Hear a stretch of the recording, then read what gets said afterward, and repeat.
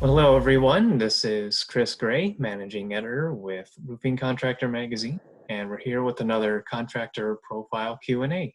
And today I am excited to be joined by Nick Jacqmain, the owner of Springfield, a commercial roofing company in Michigan.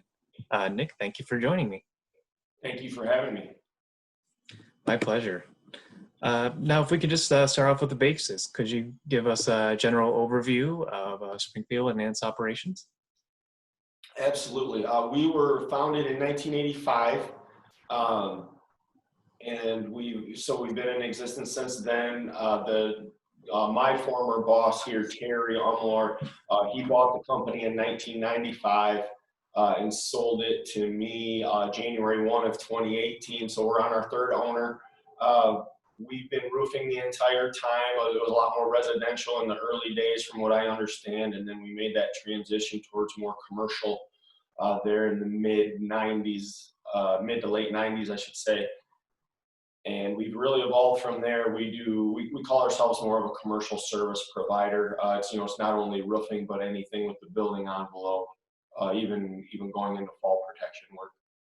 All right, awesome. And then, yeah, you mentioned, you're your third owner. Could you tell me how you got involved with roofing and with Springfield?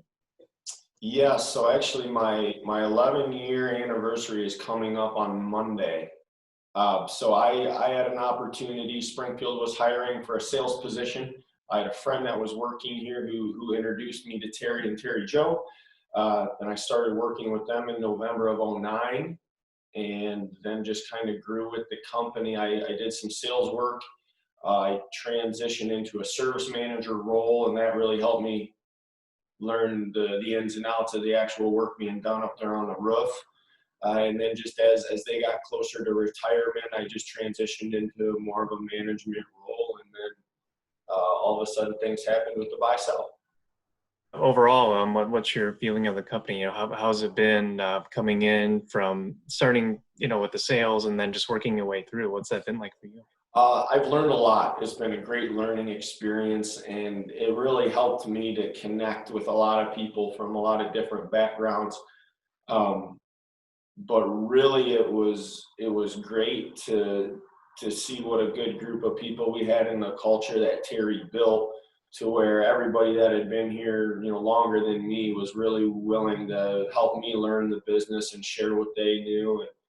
And really created an environment where they were willing to share with me and I was willing to share with them.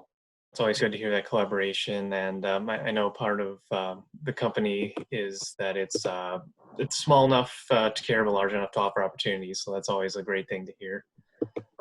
And along those lines, I wanted to have you talk a little bit about the work that Springfield does. I understand there's a lot of food processing in the area that you guys help out with. Yeah, so being located in Northwest Michigan, there's a lot of food production done in this region, primarily cherry processing. And that industry, probably more so than a lot of others, has to have no roof issues and a very sanitary process.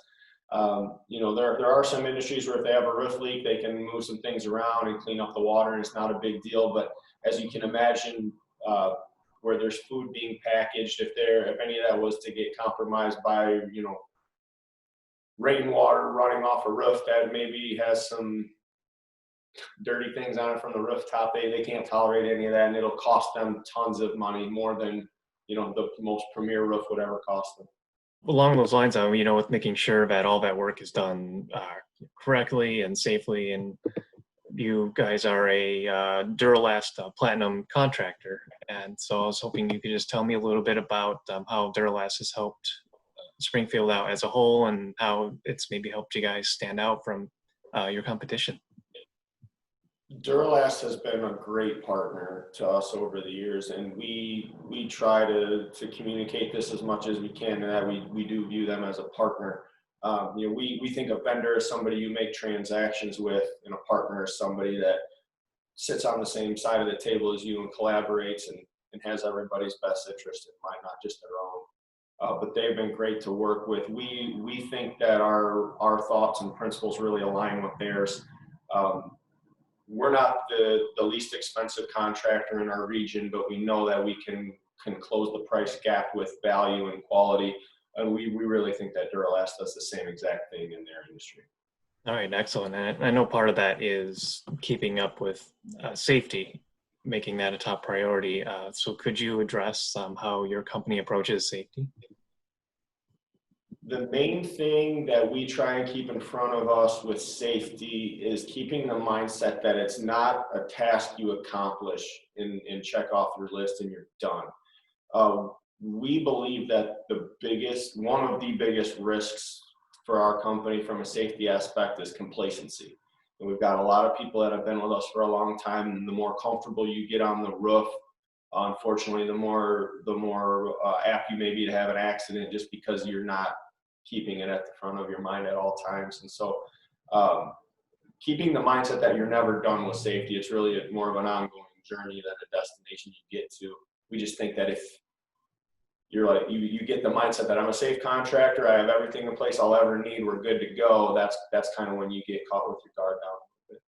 Now, you mentioned earlier that not only do you offer commercial roofing services and building envelopes, do you also offer a fall protection program and installation? I don't know if you could elaborate on that for us. Yes, and so because of the roof work we do, our crew has really organically become experts in fall safety because they're working there every day. They are the best resources you can have for deciding if a fall protection, piece of equipment, a program, if it's really applicable or if it's just something you're going to pencil whip and have in your employee manual. And so we were installing our own fall protection on the roof to work safely and then taking it with us when we leave. And we had some relationships with some clients that it grew where they wanted it left there on a permanent basis. So from there, it went from installing rooftop things to going inside the facilities of these manufacturing plants and building platforms, guardrail, anything you would use to stop yourself from having a fall. How long has the company been doing that for? We've been doing that really since the mid-2000s, or maybe closer to 2010. Okay, so you got roughly about 10 years under your belt, and I imagine that helps out with clients. You told me in a previous conversation that you actually had a client who had somebody, I think, fall off their roof, actually, and they contacted you as one of their first people. I don't know if you could just tell me a little bit about that. Yes. We wish they would have called us for just about any other reason, because we wouldn't wish that upon anybody, but they did have an incident, a person fell, and that was just kind of their knee-jerk reaction. Oh, what do we do?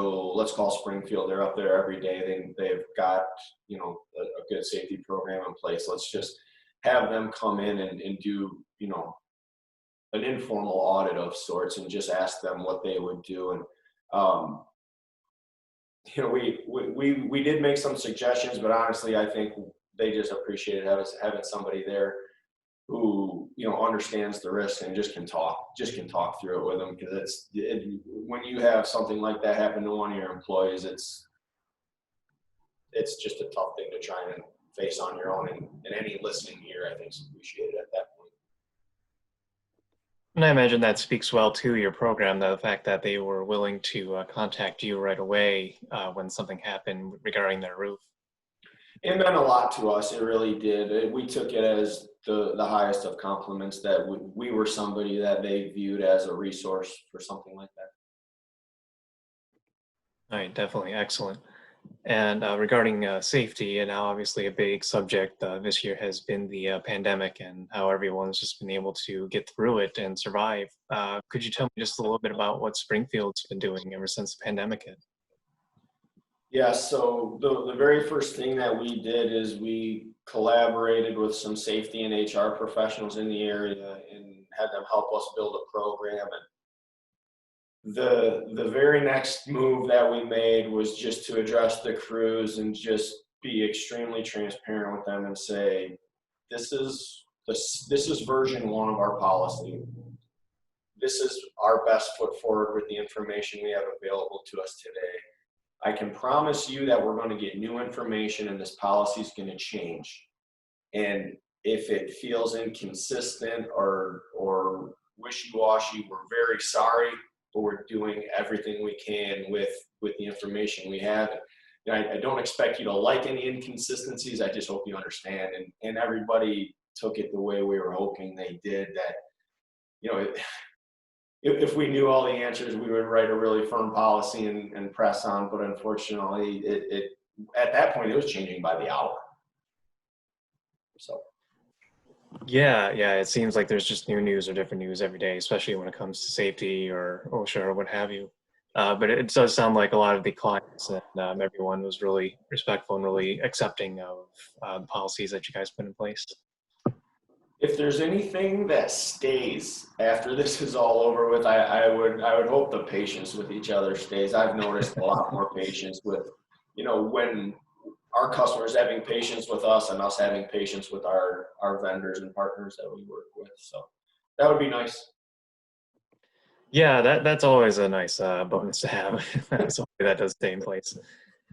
And yeah, so just one just final question for you, if you don't mind, of course. Now, as mentioned before, Springfield considers itself small enough to care, but being able to give opportunities to people who are seeking them out. And I understand that you guys actually have a really good training and apprenticeship program. So I was hoping you could just talk more about that. Yeah, so several years ago, as we were, you know, doing a SWOT analysis here, we were trying to figure out, you know, what our biggest limiting factor was. And at that point in time, it was manpower. And we were having trouble finding new employees that would fit the needs we had. And so the next step from there is, hey, we already have good people. Let's really accelerate their training and make that as robust as possible. And so we spent some time creating a 5-level training system, with 1 being a beginner and 5 being a foreman. And we've got a long-time employee, Nick Pasco, that we've charged with helping people move through the levels. And you know, we've been going along with that. And then we got linked up with some folks at Northwest Michigan Works. They took a look at it and basically said, you guys are, you know, I'm simplifying it a little bit, but you guys are a different letterhead and a few tweaks away from having this be something that can be recognized by the Department of Labor, and this can be an apprenticeship program. And so you can be right there with plumbers and electricians and other trades like that. And so we've been working through the process with them, and it's been really good so far. Excellent. That's great to hear. How has retention and seeking out workers been, especially with this pandemic? Has it been rough on you guys? Seeking out recruiting's been very difficult. You know, there was the general fear with regards to the pandemic, and then unemployment benefits were not really incentivizing folks to get back to work at that point in time. So that was a challenge. But as far as retention, it's gone very well for us. The people that we have are great. You know, we were actually just talking about that this morning. We don't really talk about being in the roofing business or in the construction business. We're really in the service business, which is a people business. And so that's the most important thing that we have, is people that are great individuals and thorough and really care about what they're doing and each other. Nope, I couldn't have said it better myself. I think that's put perfectly. And so, yeah, I believe that's all the questions I had for you, unless there's anything else you would like to add, of course. No, really big thank you to you for the opportunity. This is great for us. We always like to do things like this. So thank you for thinking of us. No problem at all. And thank you. And thank you to everyone who is watching. And we hope that you continue to check out our videos. And if you haven't already, be sure to subscribe to our newsletters and check out our magazine.